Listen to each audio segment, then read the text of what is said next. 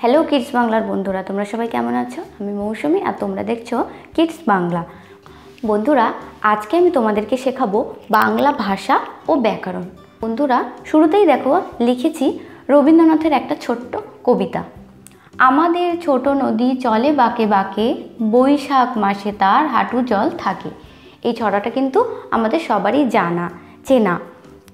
এখানে প্রকৃতির বর্ণনাকে কবি দু চোখ দিয়ে যেভাবে দেখেছেন সেইভাবে নিজের ভাষায় বর্ণনা করেছেন। তাহলে বন্ধুরা, আমি এখানে রবীন্দ্রনাথের একটা ছোট্ট কবিতা লিখেছি।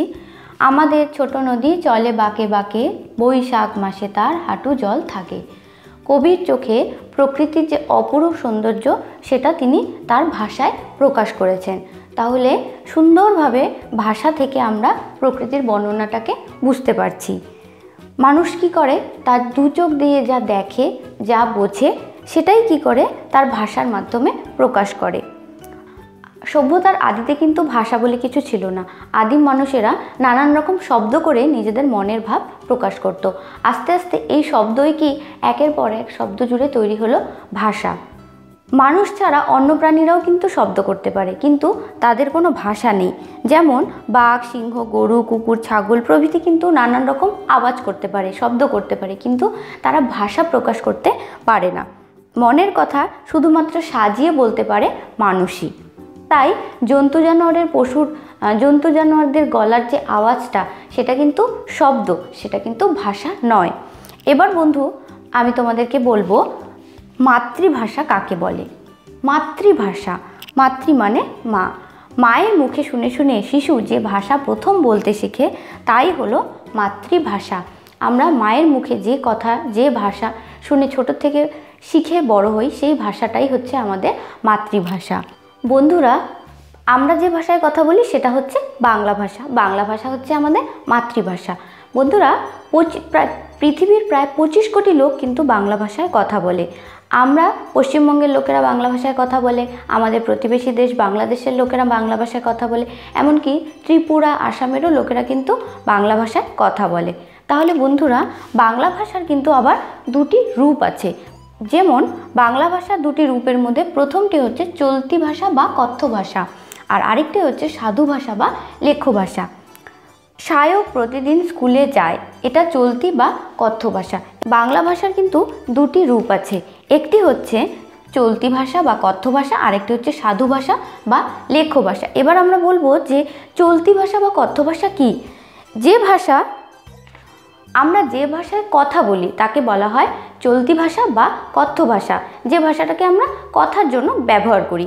যেমন আমি এখানে একটি উদাহরণ লিখেছি, সায়ক প্রতিদিন স্কুলে যায়, এটা হচ্ছে চলতি ভাষা বা কথ্য ভাষা। আর দ্বিতীয় হচ্ছে সাধু ভাষা বা লেখ্য ভাষাটা কি। সাধু ভাষা মানে লেখার সময় আমরা যে ভাষা ব্যবহার করি তাকে বলা হয় সাধু ভাষা বা লেখ্য ভাষা। তার একটি উদাহরণ হচ্ছে সৌম্য খেলিতেছে, এটা হচ্ছে সাধু ভাষার একটা উদাহরণ। তাহলে বন্ধুরা, তোমাদের আশা করি ব্যাপারটা পরিষ্কার হয়ে গেছে। বাংলা ভাষার দুটি রূপ আছে। বাংলা ভাষার দুটি রূপ হচ্ছে একটা চলতি ভাষা, একটা সাধু ভাষা। চলতি ভাষা বা কথ্য ভাষা কাকে বলে? যে ভাষায় আমরা কথা বলি বা কথা বলার জন্য আমরা যে ভাষা ব্যবহার করি তাকে বলা হয় চলতি ভাষা বা কথ্য ভাষা। আর আরেকটা হচ্ছে সাধু ভাষা বা লেখ্য ভাষা। সাধু ভাষা কাকে বলে? যে ভাষা আমরা লেখার জন্য বিশেষ করে ব্যবহার করি তাকে বলা হয় সাধু ভাষা বা লেখ্য ভাষা। বন্ধুরা, এবার আমরা চলে আসব ব্যাকরণে। ব্যাকরণটা কি? প্রত্যেকটি ভাষা শুদ্ধভাবে লেখার জন্য প্রয়োজন নির্দিষ্ট নিয়ম কানুনের।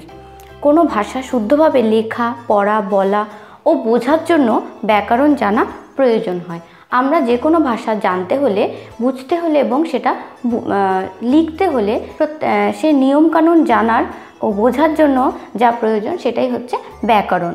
এবার বাংলা ব্যাকরণ। বাংলা ব্যাকরণ কি? বাংলা ভাষার নিয়মকানুন যে বইতে লেখা আছে তাকে বাংলা ব্যাকরণ বলে।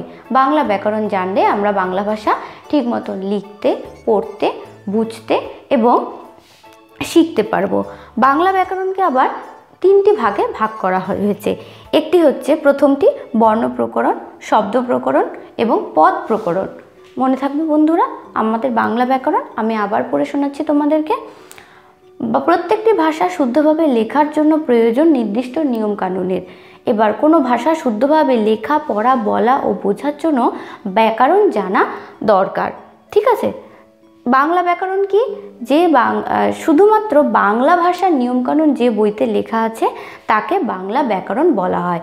বাংলা ব্যাকরণকে আবার 3টি ভাগে ভাগ করা হয়েছে। একটি হচ্ছে বর্ণ প্রকরণ, দ্বিতীয়টি হচ্ছে শব্দ প্রকরণ এবং শেষ 3 নম্বর যেটি সেটা হচ্ছে পদ প্রকরণ। তাহলে বন্ধুরা, আশা করি আমাদের এই ভিডিওটি তোমাদের ভালো লাগলো। যদি ভালো লাগে তাহলে অবশ্যই লাইক, শেয়ার আর সাবস্ক্রাইব করতে হবে আমাদের এই চ্যানেলটি। আর তার সাথে সাথে তোমাদের মতামত, তোমাদের যদি অন্য কোনো রকমের ভিডিওর প্রয়োজন হয়ে থাকে তাহলে আমাদের লিখে জানাতে হবে কমেন্টের মাধ্যমে। আর এই চ্যানেলটিকে সাবস্ক্রাইব করতে হবে আমাদের পরবর্তী নতুন নতুন ভিডিওর আপডেট পাওয়ার জন্য। তাহলে বন্ধুরা, সবাই খুব ভালো থাকবে। আবার দেখা হবে পরের ভিডিওতে। টাটা।